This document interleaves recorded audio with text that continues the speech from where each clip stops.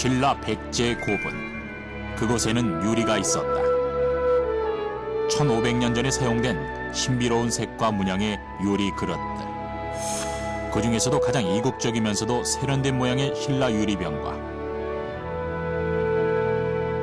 사람의 얼굴이 새겨진 인명구슬은 여전히 풀리지 않는 수수께끼로 남아있다. 정확하게 4세기에서 5세기에 속하는 그 전통적인 유리에 만드는 기술로 만들어진 서방 기술의 유리 그릇입니다. 그리고 백제가 품은 또 하나의 보물인 초록빛의 유리 사리병. 부처의 사리를 모시는 가장 귀한 용기로 왜 유리가 사용된 것일까? 가장 소중한 것은 금도 아니고 은도 아니고 바로 유리, 사리병이 되겠죠. 수천 년 변하지 않고 전해온 태고의 기술을 따라 유라시아 대륙의 동서를 넘나들었던 삼국시대 유리의 흔적을 찾아 지금 고대 유리의 비밀이 펼쳐진다.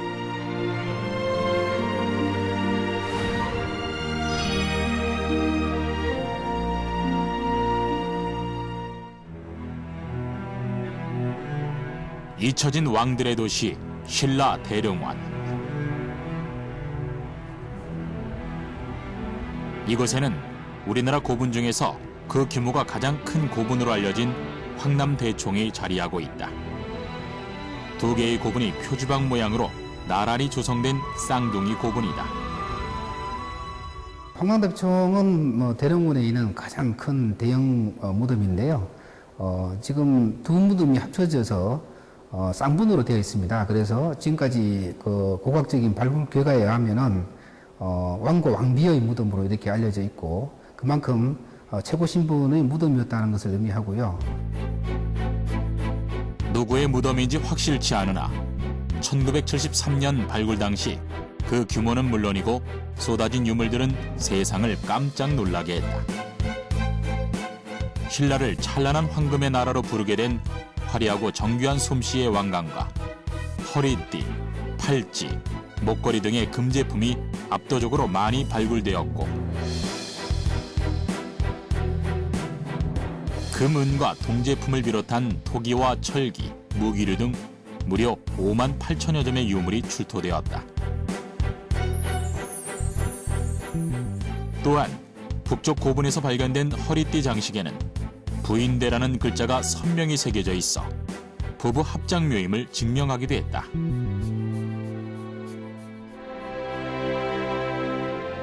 황남대총은 나무틀 위에 돌을 쌓고 봉토를 덮은 신라의 대표적인 무덤 형태인 적성 목각분이다.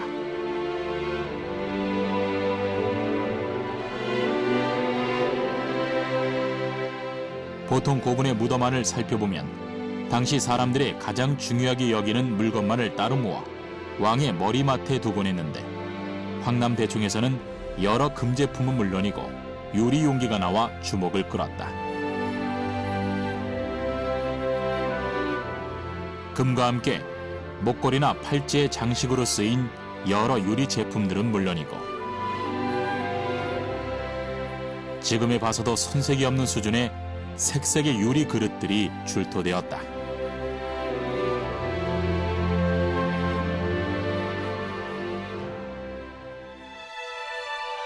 그리고 왕의 무덤인 남쪽 봉분에서 출토된 유리 파편들을 조각조각 붙여 맞춰보니 전혀 예상치 못한 특이한 모양의 봉수형 유리병이 나타났다. 현재 국보로 지정된 이 유리병은 전체적으로는 세련되면서도 이국적인 연녹색을 띠고 있다.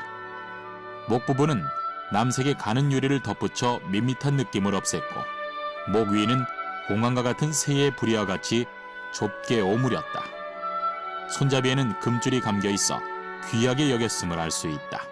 황남대총에서 나온 그 봉수형 유리병을 보면은 그 손잡이가 부러져서 그 금실로 이렇게 깨며 가면서까지 재사용했고 그것을 다시 이제 무덤에 넣어주는 그런 정도로 굉장히 유리는 당시 사회에서 아마 귀했고 누구나 쓸 수 있는 그런 그 제품이 아니었다고 볼 수 있습니다. 봉수형 유리병은 4세기에서 5세기경으로 추정되는 유물로 한반도 다른 지역에는 찾아볼 수 없다는 점에서 여러 궁금증을 자아낸다. 과연 누가 만든 것이며 어떻게 신라 고분에 묻히게 된 것일까? 국내에서 발견된 가장 오래된 유리 유물은 부여 합송리 석관묘에서 발견된 8점의 푸른색 원통형 대롱구슬로 기원전 2세기 초기 철기 시대의 것으로 추정된다.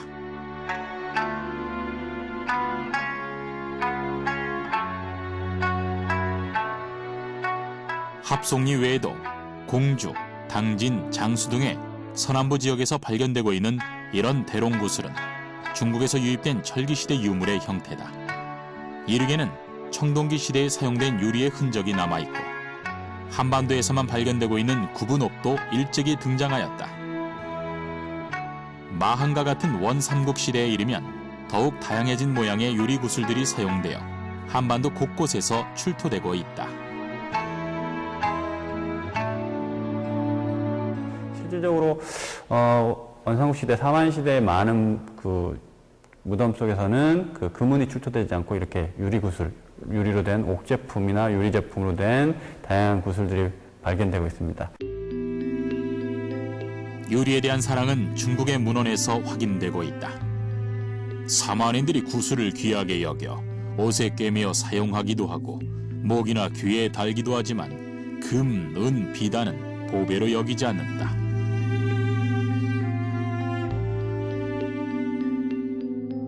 우리나라 사람들은 아주 오래전부터 금과 같은 다른 귀중품보다 유리를 귀하게 여겼던 것이다.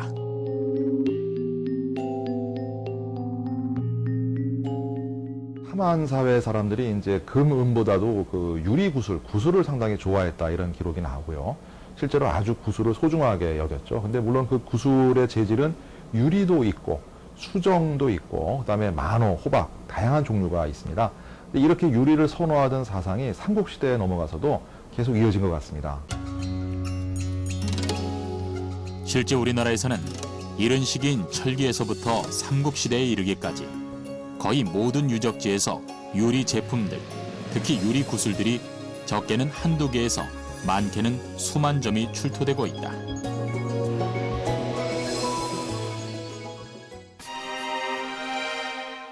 그런데 특이하게도 신라 고분에서는 구슬보다는 유리 용기들이 집중적으로 나타나고 있다. 황남대총 외에도 천마총이나 서봉총 등의 왕릉급 고분에서 유리 그릇들이 발굴되고 있고 색과 모양에서 제각각인 제품이 모두 20여 점에 이른다. 이렇게 동시대의 한 곳에서 가장 많은 유리재가 출토된 것은 중국이나 일본과 같은 동양에서도 전무한 일이다. 신라 무덤 중에서 최고 신분의 무덤, 왕을 포함한 귀족의 무덤에서만 그 유리 잔이 나옵니다. 대략 이 시기들은 4세기 한 후반부터 해서 한 6세기 때까지 이 시기에 특히 마리강기의 무덤에 집중되는 특징을 보여주고 있습니다.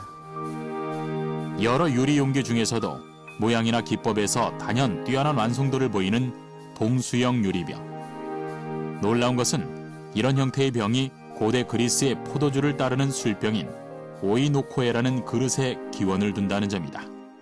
봉수형 유리병은 그 그릇의 형태가 원래는 금속 용기를 만들던 그런 형태예요. 근데 그런 형태를 본따서 유리로 이제 만들었다고 볼 수가 있는데 이러한 유리로 만든 물병형의 그런 그릇이 로마 시대에 다량으로 만들어졌어요. 저 멀리 로마에서 유행했던 유리병과 신라에서 발견된 봉수형 유리병, 어떤 관계가 있는 것일까?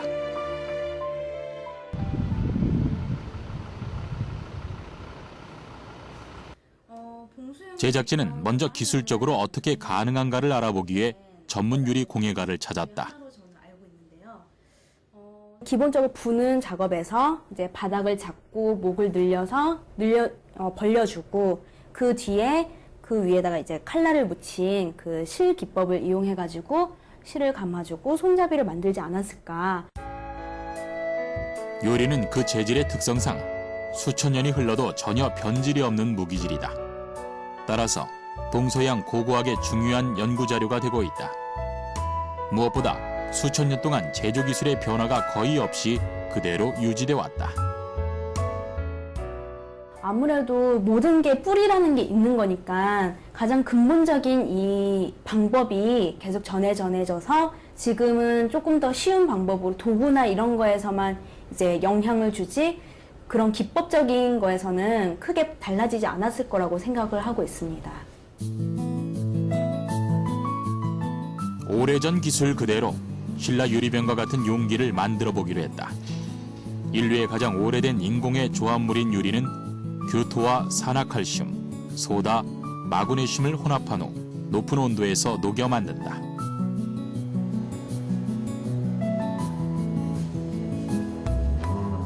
불을 다스리는 기술이 필요하기에 용광로가 발달하지 않은 고대에는 소수의 특권층만이 소유하였고 그만큼 유리는 귀한 물건이었다. 청동기 시대 처음 만들어진 유리가 획기적인 변화를 가져온 것은 대롱으로 숨을 불어넣는 이 블로잉 기법 때문이다.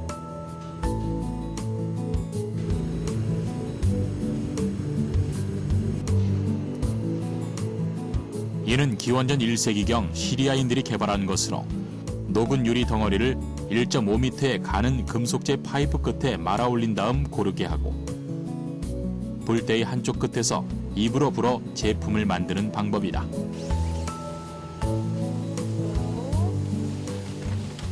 계속 일정하게 돌려주지 않으면 한쪽으로 유리가 이렇게 파이프에서 쳐지기 때문에 그래서 계속 작업을 시작한 이후로부터는 계속 돌려준다고 생각하시면 돼요. 시간이 흐를수록 좀 더 편리하고 발달된 도구들이 이용됐지만 그 기본 원리는 변함이 없다.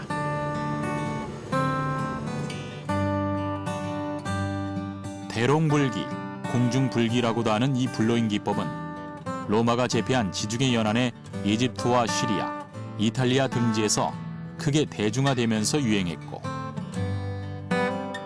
현재까지도 유리 제품을 만들 때 가장 널리 쓰이고 있다.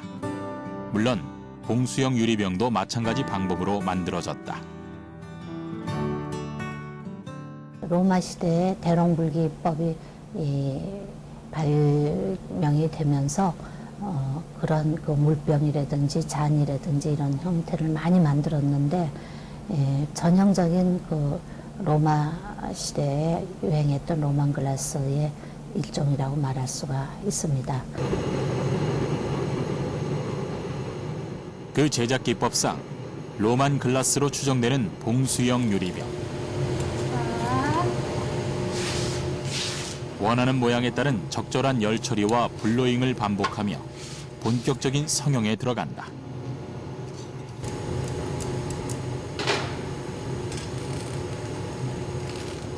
입구를 내어 기본 형태를 갖춘 유리병은 다른 색의 유리관으로 가는 줄을 만들어 몸통을 감싸고 손잡이를 따로 만들어 달면 간단히 완성된다. 완성품을 만드는데 채 1시간이 걸리지 않았다.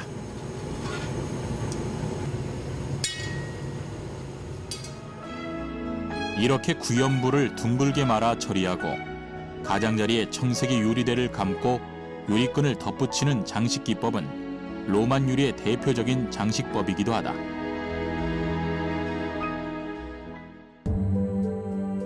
실제 이스라엘에서 출토된 오이노코의 유리병이나 시리아에서 출토된 장식 유리끈들은 황남 대충의 봉수형 유리병이 그 형태가 유사하다.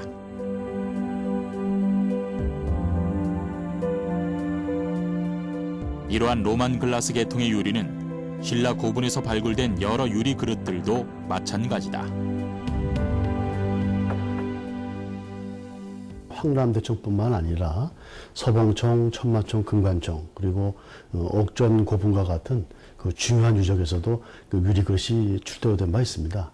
근데 이것들은 대부분 후기 로만 그릇으로서 4세기에서 5세기 전반에 걸쳐서 지중해 동부 연안에서 제작한 것으로서 보고 있습니다. 실제 4세기에서 6세기에 걸쳐 지중해 연안 지역에서 발견되고 있는 유리 용기들은 동시대 신라 고분의 그것들과 닮아 있다. 황남대충의 유리병은 물론이고 점박이 문양 등의 유리 그릇들이 유사함을 알 수 있다.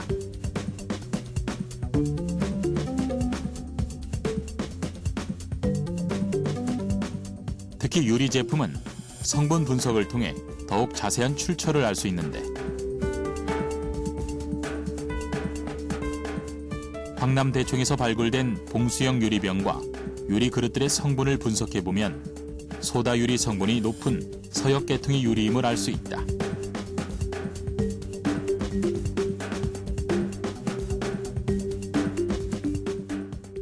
약 12점 정도가 되어 있는데요. 거기서 보시면은 이제 소다는 약 14에서 21% 정도가 되기 때문에 소다 유리라고 볼 수가 있고요. 칼슘은 약 5 내지 7%, 그리고 알루미나는 1 내지 3%가 되거든요. 그래서 이것은 그 함량으로 봐서 전형적인 서역계 유리라고 볼 수가 있겠습니다. 서역계의 봉수형 유리병은 특히 시리아와 이란 지역인 사산조 페르시아에서 크게 유행하던 기종이다.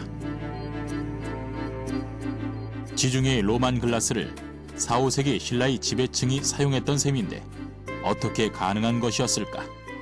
어떤 경로로 신라 고분에 묻히게 됐는지는 정말 초미의 관심사고 또 가장 풀어야 할 숙제인데요. 단언적으로 말하긴 어렵지만 아마도 서방 계열의 로마나이징 글래스들은 대륙의 북쪽의 스텝을 경유한, 그러니까 초원 지대를 경유해서 한반도에까지 이르렀다, 이렇게 이야기를 할 수가 있고요. 누구에 의해 어떻게 신라 왕실에 도착했는지 구체적으로 전해진 기록은 없다.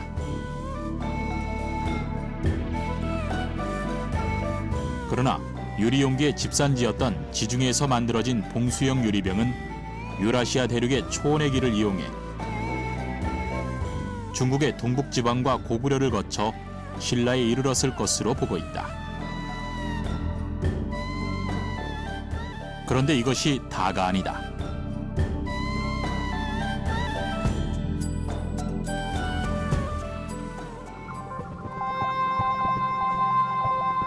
신라 고분의 유리 제품 가운데에는 특이할 만한 또 하나의 유물이 있다. 바로 5, 6세기 경으로 추정되는 인면유리 구슬이다.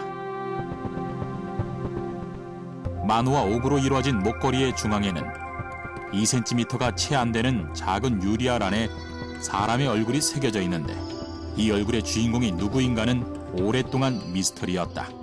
얼굴의 어떤 빛깔이나 형태, 그리고 높은 코, 이런 여러 가지 점들을 종합해 볼 때 분명 아마 서에서 들어온 외국인이 아닌가 이렇게 추정은 할 수 있겠습니다. 이 구슬의 얼굴을 보면은 갸름한 얼굴에 눈썹이 이렇게 붙어 있기 때문에 약간 중앙아시아적인 느낌이라고 생각을 했습니다.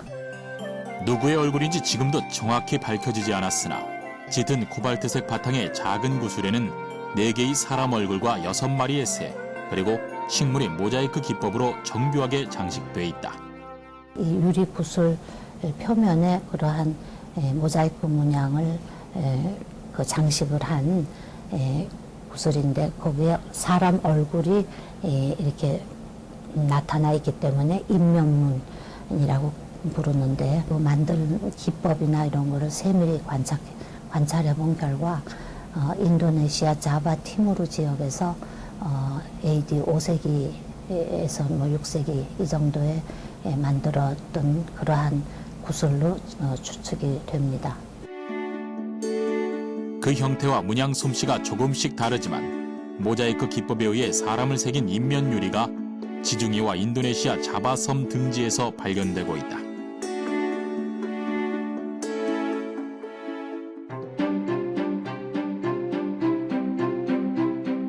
이는 지중해 지역에서 시작된 동서무역의 남쪽 해양로를 따라 분포한 것으로 인면구슬이 5, 6세기경 바닷길을 통해 인도와 인도네시아, 중국을 거쳐 신라로 들어온 것임을 알 수 있다.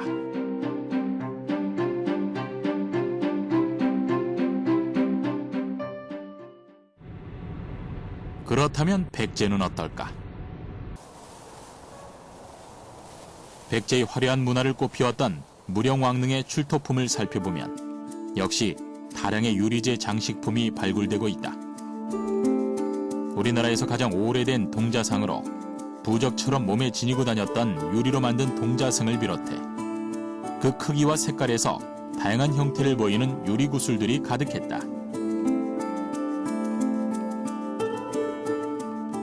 무슨 이유인지 알 수 없으나 백제 고분에서는 신라처럼 유리 용기는 나타나지 않고 유리 구슬들이 대거 발견된다는 점에서 큰 차이를 보인다.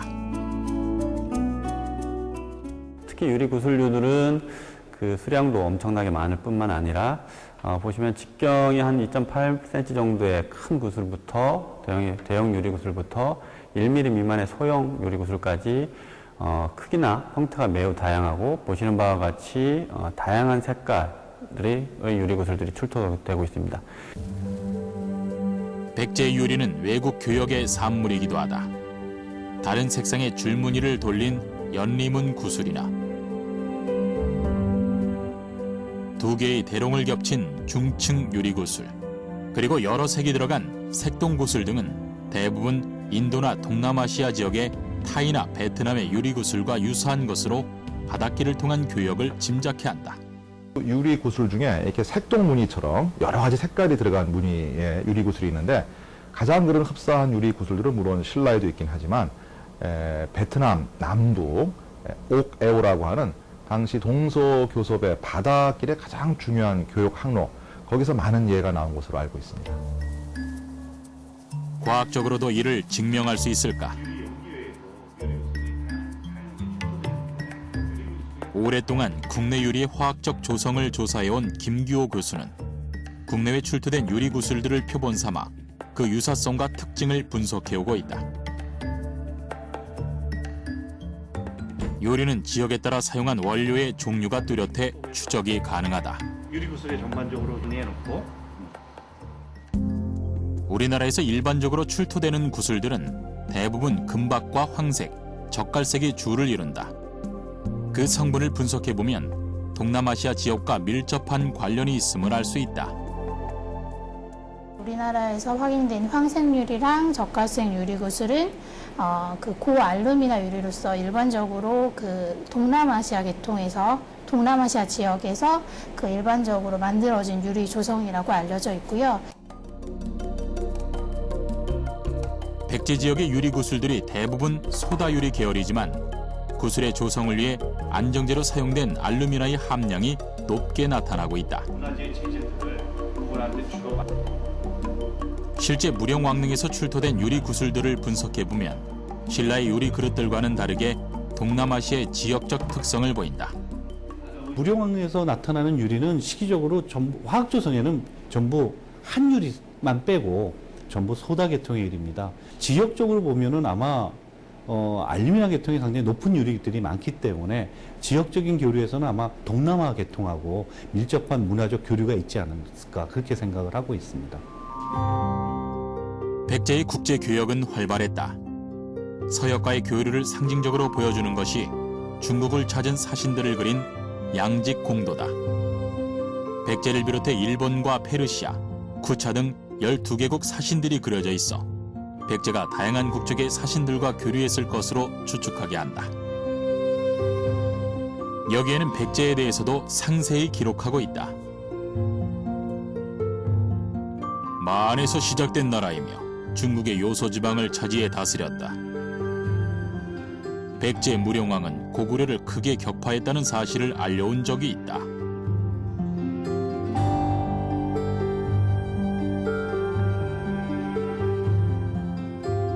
또한 일본 서기에 의하면 백제 성왕이 부남산 물품과 노예 2명을 보냈고 비단과 탑 등, 즉 양탄자를 일본에 보냈다는 기록이 있다.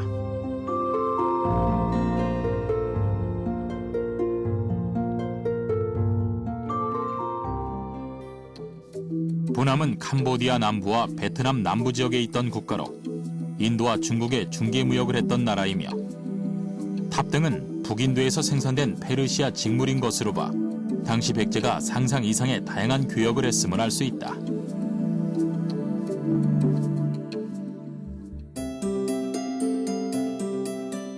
이외에도 무령왕릉에서 출토된 족자의 거북 문양은 사산조 페르시아나 우즈베키스탄의 모스크에서 유래한 것으로 보인다.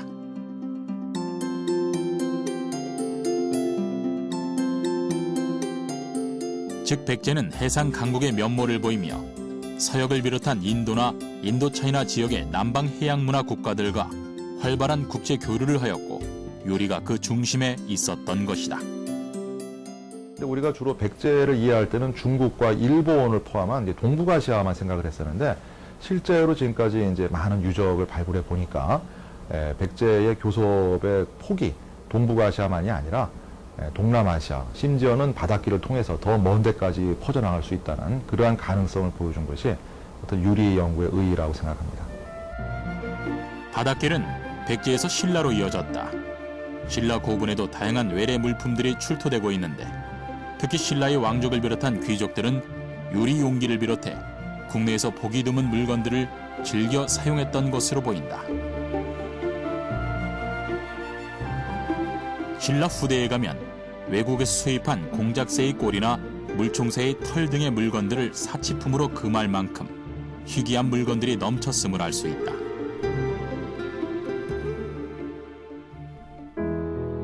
다양한 교역로를 따라 이국에서 건너온 화려한 장식품들은 국제적 감각을 지녔던 신라의 지배자들을 매료시키기에 충분했고 유리와 같은 기중품은 내세를 기원하는 무덤에까지 묻혔다.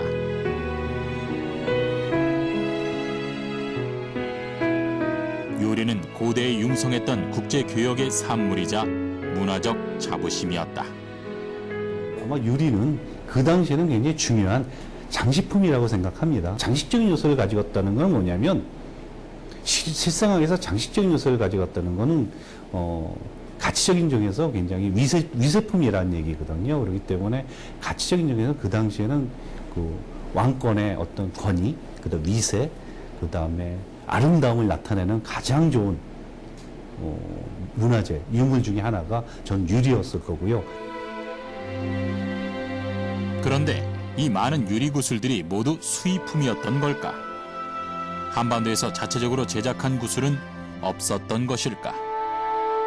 공주박물관 한켠에는 유리를 만들었던 줌을 트린 거푸집이 자리하고 있다. 아산 갈메리에서 발견된 거푸집으로 점토판에 작은 구멍을 낸 벌집 모양이다. 유리 중앙에 실을 꿰맬 수 있도록 거푸집의 구멍 중앙에 작은 구멍을 만들고 유리 용액을 흘려서 구슬을 만드는 방법으로 대량 생산했던 것으로 보인다. 청동시대의 유리 제품들 같은 경우는 일부는 아마도 중국이나 이런 쪽에서 수입되었을 가능성이 있는데요. 어느 시기가 지나면 대체적으로 부여 합성리라든지 해남 궁곡리에서 이런 유리 거푸집들이 출토된 걸로 봐서는 늦어도 기원 전원 무렵부터는 한반도 자체에서 유리 제품들을 생산을 했었던 것을 확인할 수 있을 것 같습니다. 실제 한반도에서 출토된 재료를 바탕으로 기원 전후부터 유리가 제작됐던 것일까? 한반도 고대 유리는 그 재료에 따라 원산지가 중국 쪽인 납바륨 유리와 포타시 유리가 있고 서역 계통의 소다 유리가 있다. 성분 분석에 의하면 절기시대의 기원전 유리 제품은 대부분 중국에서 유입된 납바륨 계열이다. 이후 1세기경의 원삼국 시대가 되면 칼륨 유리와 소다 유리가 유입되면서 유리 제품들이 더욱 다양해졌는데 역시 분석에 의하면 중국이나 인도 및 중앙아시아 계통의 수입품이다. 그렇다면 기원 전후의 것으로 한반도에서 자체 제작했을 것으로 보이는 거푸집은 무엇을 의미하는 것일까? 근데 일부 용기 틀에서 확인되는 예를 봐서는 아마 그 유리 구슬에서 봤을 때는 아마도 그 재활용을 해서, 그러니까 그 수입된 유리인데 그게 굉장히 귀한 유리이기 때문에 그 깨진 유리들을 다시 녹여서 재활용을 했을 때 만들었을 가능성은 있다라고 생각합니다. 그런 경우에는 우리 나라에서는 아마 AD 2세기경 삼국시대가 성립되고 바로 전서부터 자체 제작이 일부 이루어졌을 것이라고 추정할 수 있겠습니다. 그런데 삼국시대가 되고 4, 5세기가 되면 바리움 성분이 없는 남유리 제품이 출현한다. 특히 익산의 미륵사나 왕궁리에서 나오는 출토품의 납 동위 원소 비율 분석 결과 한국산 남유리가 사용된 것으로 나타났다. 익산 미륵사지에서 나온 유리들의 그 납동위 원소 비율 분석으로 산지 추정 연구를 해보니까 여기에 쓰인 납이 한국산 납으로 밝혀진 바 있습니다. 그래서 우리나라에서는 아마도 삼국시대 말경부터 납유리를 자체 생산했다고 이야기를 할 수가 있습니다. 국내에 유입됐던 다양한 유리구슬의 영향을 받으며 늦어도 5, 6세기에는 자체 기술과 재료로 유리를 제조했던 것이다. 이를 증명하는 대표적인 곳이 미륵사지와 유사한 남유리가 출토된 왕궁리의 유리들이다.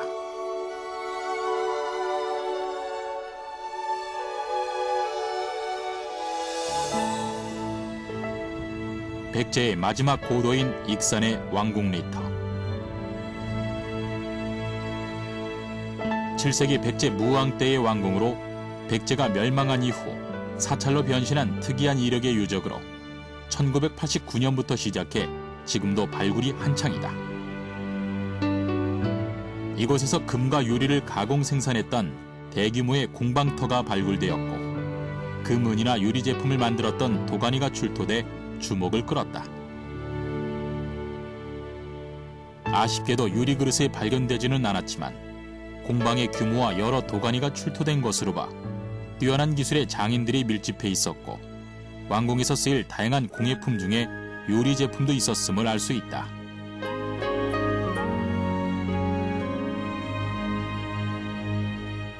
실제 왕궁리에서는 무령왕릉에서 흔히 보이는 모양의 유리 구슬들이 대거 발굴되었고 산지 추정을 해본 결과 국내에서 한국산 남유리가 가장 많이 출토되는 지역으로 나타났다. 수입된 유리를 재가공했던 것에서 기술적인 진일보를 이룬 것이다. 왕궁리 유적 공방터에 그 도가니가 확인된다라고 하는 것은 실제 이제 유리를 제품으로 뽑아내고 또 그것을 뭐 구슬과 같은 것으로 만드는 그러한 용도로 활용했을 걸로 보이고 있습니다. 거기서 나오는 유리편들, 그 다음에 도가니 안에 있었던 유리 도가니에서 나온 어떤 성분들을 보면 전부 남유리로 구분이 되고 있습니다. 그래서 삼국시대에서 나타나는 포타시 유리, 그 다음에 소다 유리하고는 전혀 다른 계통인 남유리들이 그 시대에 집중적으로 출토되는 게 또 하나의 특징이라고 할 수 있겠습니다. 그런데 왕궁리에서 주목할 것은 따로 있다. 1965년 왕궁리의 5층 석탑을 해체 보수하는 과정에서 불상과 금강 경첩 등의 불교 관련 유물이 나왔고 기단부와 1층 지붕돌 윗면에서 사리병이 들어있던 사각형의 금제 상자와 유리로 만든 사리병이 발견되었다. 부처의 사리를 보관하는 귀한 용기로 유리를 사용한 것인데 아름다운 녹색빛의 기품 있는 곡선을 나타내는 유리병과 연꽃 봉우리 모양의 호화로운 금제 마개가 조화를 이루는 국보급의 유리 사리병이다. 불교에서 가장 중요한 소중한 것이 칠보인데요. 칠보는 금, 은, 그 다음에 만호, 호박, 그리고 유리가 들어갑니다. 그래서 중국이나 한국이나 일본이나 당시 사회에서 가장 중요한 소중한 것은 부처님의 진신사리, 사리죠. 그 중에 가장 소중한 것은 금도 아니고 은도 아니고 바로 유리, 사리병이 되겠죠. 제작 과정을 보면 더욱 특별해진다. 대개 사리병은 용기를 세 겹으로 만드는데 왕궁리 사리기는 밖으로는 금동을 사용했고 중간은 순금으로 두른 다음 가장 안쪽에 사리를 모시는 재질을 유리로 만들었다.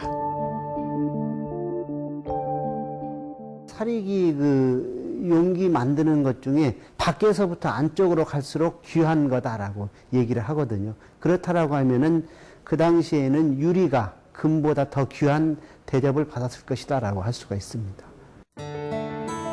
전국적으로 발견된 유리 사리병은 30여 점 정도로 요리는 불교 문화 속에서 더욱 귀하게 쓰였다. 중국 불교의 영향과 함께 국내 유리는 동양계 유리 색채를 띄어갔고 국내 유리 제조술이 일본에도 영향을 미쳤다. 또 하나 좀 재미난 사실이 일본에서 나타나는 남유리들, 특히 이제 큐슈 지역에서 나타나는 남유리 제품과 동이온섭이를 보면 동이온섭이가 같게 나오거든요. 그렇기 때문에 아마 남유리 같은 경우는 한국과 일본이 상당히 밀접한 교류 관계를 가지고 있었다는 게 과학적 분석을 통해서 확인된 사실입니다. 한국산 납성분의 유리가 100년 후인 7세기 전반 일본 후쿠오카에서 처음 출현하고 있다. 한반도의 유리가 직접 건너간 건지 기술이 전파된 건지 알 수 없으나 나라시대 유리 문화에 깊은 영향을 준 것은 확실하다. 그러나 일본에까지 영향을 미쳤던 유리는 통일 신라 시대에 이르면 그 개체수가 현격히 줄어들게 되고 고려시대 사리병 또한 청자로 대체되게 된다. 고려 조선에서도 유리구슬이 지속적으로 출토되지만 삼국시대와 같지는 않았고 그림에서 나타나던 유리그릇은 보조용기로 쓰이면서 퇴색해갔다. 왜일까? 자체 제작을 한 게 아니라 수입을 할 가능성이 높기 때문에 수입되는 노트, 교류하는 양상에 따라서 그 개체수가 점점 줄고요. 고려 조선시대로 넘어오면서 어떤 용기는 도자기가 가장 소중한 취급을 받고 물론 그것은 중국도 마찬가지고 서양과 대비되는 동양의 특징이 되겠는데 역시 유리보다는 도자기 쪽에 좀 더 신경을 쓴 것이 아닌가 이렇게 생각합니다. 중앙아시아 초원의 길을 지나고 남쪽 바다를 가르며 유라시아 대륙 서쪽에서 동쪽 끝으로 전해진 유리는 진취적이고 개방적이었던 삼국의 문화를 이해하는 열쇠다. 그러나 구슬의 주인공이 누구이며 또 신라 백제에 이은 고구려의 유리 문화는 어떠했는지 여전히 풀리지 않는 의문점이 많다. 요리를 따라 그 수수께끼를 풀어가다 보면 세계와 어깨를 나란히 했던 삼국시대의 또 다른 지도가 그려질지도 모르는 것이다. 1500년 내지 2000년 전에 외래품이 한반도의 유라시아 대륙의 동쪽 끝에 이렇게 많이 들어와 있었다 하는 것을 다시 한번 되새겨 보면은 세계 문화사상에서 한반도의 고대사를 어떻게 해석을 해야 될 것인가, 그 당시의 문화상과 생활상과 사회상을 어떻게 읽어야 될 것인가 하는 많은 그 생각을 해낼 수가 있고요. 또 많은 중요한 사실들을 그걸 통해서 밝혀낼 수 있다고 생각을 합니다. 왕들의 무덤에 묻힌 유리는 금보다 더 귀한 장식품으로 삼국시대를 화려하게 수놓은 최고의 문화상품이었다. 불과 모래가 빚어낸 유리의 불변성으로 인해 현대 과학을 통해 고대 문화의 흔적을 복원할 수 있었고 그 속에는 활발했던 동서문명의 교류와 외래 문물을 수용하며 발전시킨 기술의 진보가 있었다. 한반도를 벗어나 세계로 뻗어갔던 고대 유리의 길. 그것은 지금까지 면면이 이어져 오는 우리 민족의 힘찬 기상이자 문화 발전의 원동력이었다.